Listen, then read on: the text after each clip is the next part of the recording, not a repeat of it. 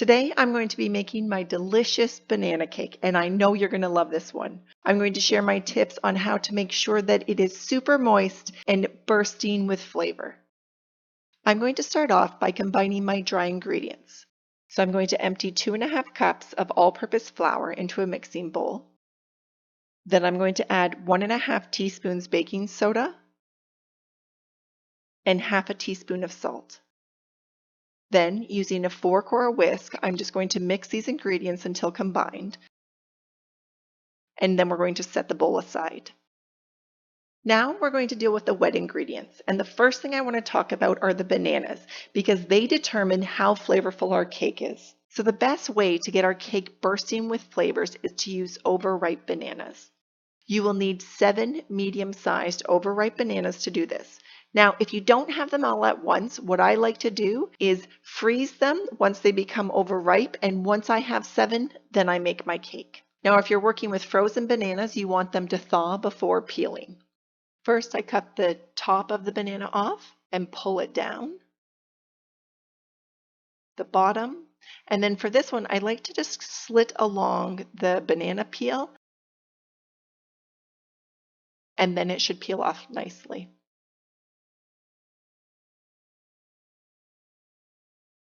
Now, if you have this part remaining, sometimes this happens with a frozen banana, I just remove that extra skin there because I don't want it in the cake.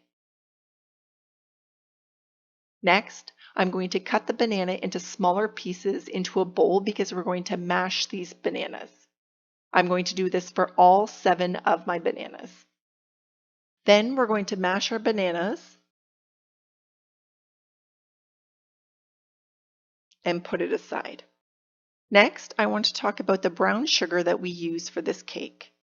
I always use the Demerara style brown sugar, which is a pure sugar cane that has larger crystals.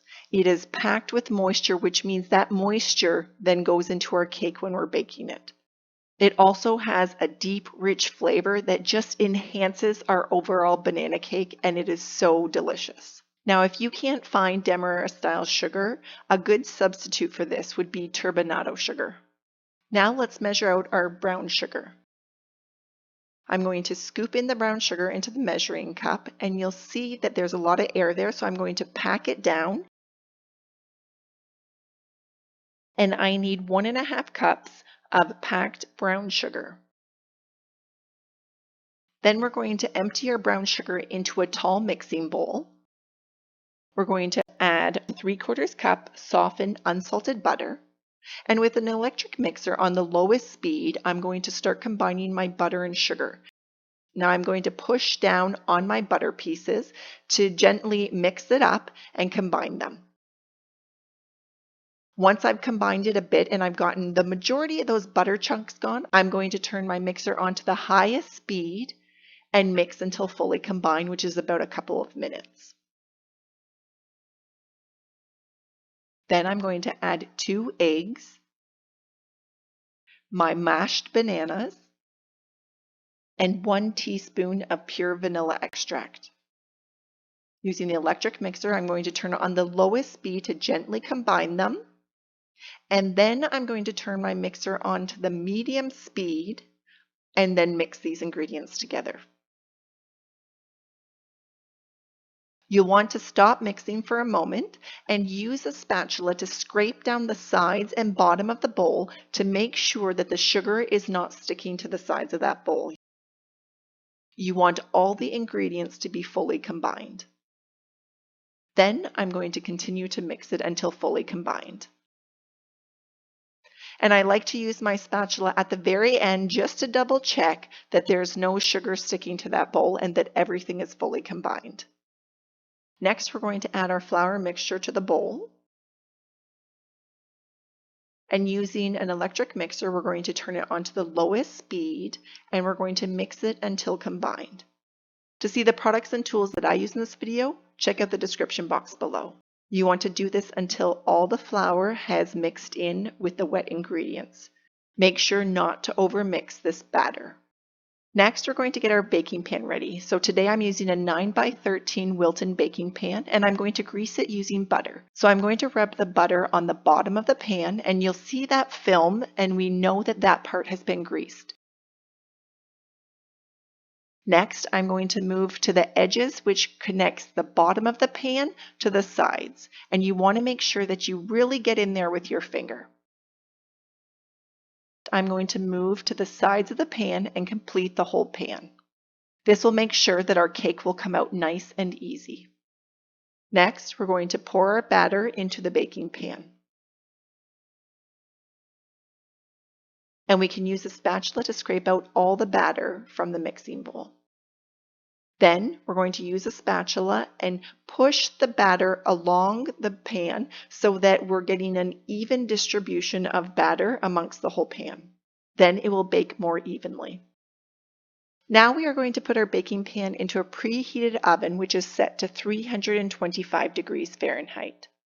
And I'm going to bake it for 45 minutes. Then we're going to remove it from the oven and do a toothpick test. So I'm going to insert a toothpick into the center of my cake, pull it out, and if it comes out clean, the cake is done.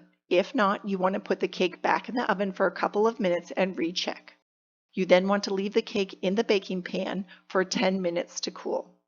Next, we're going to transfer the cake to a cooling rack. And the easiest way to do that is to take our cooling rack and flip it upside down, put it against our baking pan while holding the baking pan and the cooling rack, flip it right side up, remove the baking pan, and then our cake is upside down, so we want to flip it right side up. So again, take a cooling rack, flip it upside down, holding both cooling racks, flip it right side up, and remove the cooling rack. We are going to let it cool completely. I absolutely love how this cake turned out, and it smells absolutely amazing. Now, to serve it, you could serve it as is, or what I like to do is cut it in 24 pieces. So I cut it in the center lengthwise, then I go a cut to the right, and a cut to the left. Then in the opposite direction, I cut in the middle first, then I do 2 equal cuts to my right, and 2 equal cuts to my left.